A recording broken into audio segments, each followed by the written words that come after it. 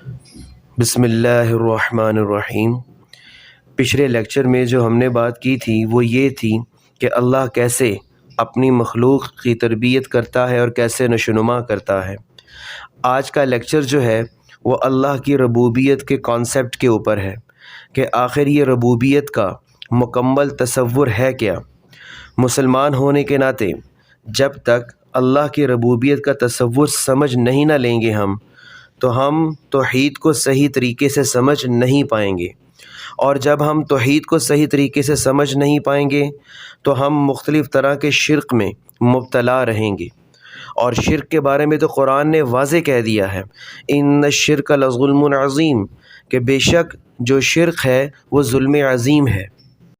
آج مسلمانوں کے زوال کی بھی جو سب سے بڑی وجہ ہے، جو روٹ کاز ہے، وہ یہی ہے کہ ہم نے اللہ کی ربوبیت کو تقسیم کر دیا ہے۔ اللہ تعالیٰ جو رب ہے وہ صرف خالق ہونے کے ناطے نہیں ہے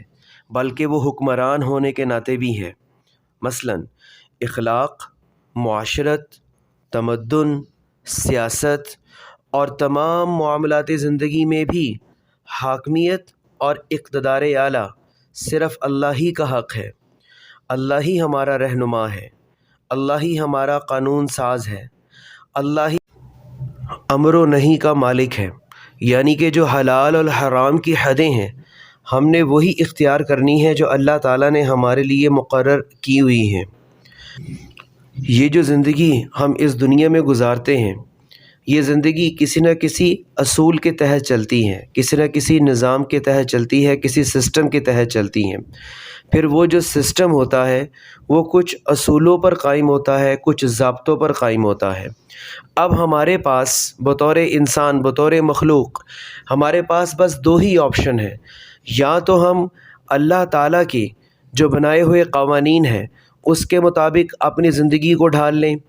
اور دوسری آپشن ہمارے پاس کیا ہے کہ ہم خدا کے جو بنائے ہوئے قوانین ہیں اس کو رد کر کے اپنے جو بنائے ہوئے قوانین ہیں جو بالکل خدا کے قوانین سے ٹکراتے ہیں اس کو ہم اختیار کر لیں۔ اگر ہم اللہ کے بنائے ہوئے قوانین کو اختیار کرتے ہیں تو پھر ہم اللہ کی ربوبیت کو قائم رکھتے ہیں۔ اگر ہم اپنے بنائے ہوئے قوانین کو اختیار کرتے ہیں، وہ قوانین جو بالکل برعکس ہیں خدا کے بنائے ہوئے قوانین کے، تو یوں سمجھو کہ تم نے اللہ کو اپنا رب، حکمران کے معنوں میں نہیں مانا، بلکہ تم خود اپنے رب بن بیٹھے ہو۔ اور جب تم خود اپنے آپ کے رب بن بیٹھے ہو تو پھر یقین کر لو کہ تم نے اس زمین پر خدا کے خلاف اعلان جنگ کر دیا ہے، اور جو خدا کے خلاف اعلان جنگ کرتا ہے قیامت کے روز اس کو بس ایک ہی اس کا بدلہ ملے گا، اور وہ اللہ کا عذاب ہوگا۔ یہی وجہ ہے کہ آج دنیا بھر میں مسلمان جو ہے وہ زوال کا شکار ہے،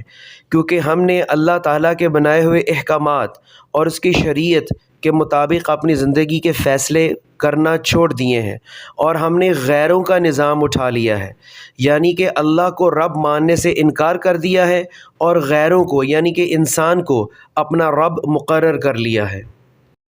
اللہ کی ربوبیت کی یہی تقسیم آج ہمارے زوال کا سبب ہے۔ یہ بات میں آپ کو ایک مثال سے سمجھاتا ہوں، اور وہ مثال میں آپ کو فرعون کی مثال دیتا ہوں۔ فرعون جو رب ہونے کا دعویٰ کرتا تھا نا، اس کا یہ دعویٰ اس اعتبار سے نہیں تھا کہ ہر چیز کا وہ خالق ہے، یعنی کہ آسمانوں اور زمین کو اس نے بنایا ہے،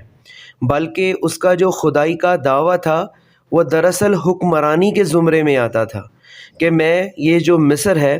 اس چیز کا میں اکیلا حاکم ہوں، یعنی کہ اس سرزمین کا تمدن میرے ہاتھ میں ہے، اس کی سیاست میرے ہاتھ میں ہے، اس کے تمام جو ذرائع ہیں وہ میرے ہاتھ میں ہیں۔ اس ملک اور اس کے تمام وسائل اور ذرائع کا میں اکیلا مالک ہوں۔ یہاں جو قانون چلے گا وہ میرا چلے گا، میرے سوا کسی اور کا قانون نہیں چلے گا، اور اس ملک کی جو مرکزی شخصیت ہے وہ میں ہوں، اوپر بیٹھا خدا نہیں ہے۔ یہ تھا فرعون کا حقیقت میں خدائی کا دعویٰ، اور یہ اس کے خدائی کے دعوے کی یہ بنیاد تھی۔ اس کا یہ خدائی کا دعویٰ اللہ تعالیٰ نے سورۃ الزخرف میں نقل کیا ہے۔ اب قرآن کیا کہتا ہے، اللہ کیا فرماتا ہے، وَنَادَى فِرْعَوْنُ فِي قَوْمِهِ قَالَ يَا قَوْمِ أَلَيْسَ لِي مُلْكُ مِصْرَ، اور فرعون نے اپنی قوم میں منادی کی کہ اے قوم، کیا میں ملک مصر کا مالک نہیں ہوں، وَهَذِهِ الْأَنْهَارُ تَجْرِي مِن تَحْتِي، اور یہ نہریں میرے ماتحت نہیں چل رہی، افلا تبصرون، کیا تم نہیں دیکھتے۔ اب یہ آیت اس چیز کا واضح ثبوت ہے کہ جو فرعون کا جو خدا ہونے کا جو دعویٰ تھا وہ ان سیاسی بنیادوں پر تھا، ان حکمرانی بنیادوں پر تھا کہ ہر چیز میرے کنٹرول میں ہے، ہر چیز میری مرضی کے مطابق ہوگی اور اس مرضی میں کسی اور کی مرضی شامل نہیں ہوگی۔ آج بھی تو انسان کیا کر رہا ہے اس دنیا میں، اس زمین پر کیا کر رہا ہے، یہی کچھ کر رہا ہے۔ اگر ہم اس فرعون کے خدائی کے دعوے کو بنیاد بنا کر آگے بات کریں تو آج کے انسان کا دعویٰ بھی ایسا ہی دعویٰ ہے، یعنی کہ آج کا انسان بھی فرعون سے زیادہ مختلف نہیں ہے۔ اسی چیز کو اللہ تعالیٰ نے ایک اور آیت میں کچھ یوں بھی اسکیچ کیا ہے، وَلَقَدْ أَرْسَلْنَا مُوسَىٰ بِآيَاتِنَا وَسُلْطَانٍ مُّبِينٍ، اور ہم نے موسیٰ علیہ السلام کو بھیجا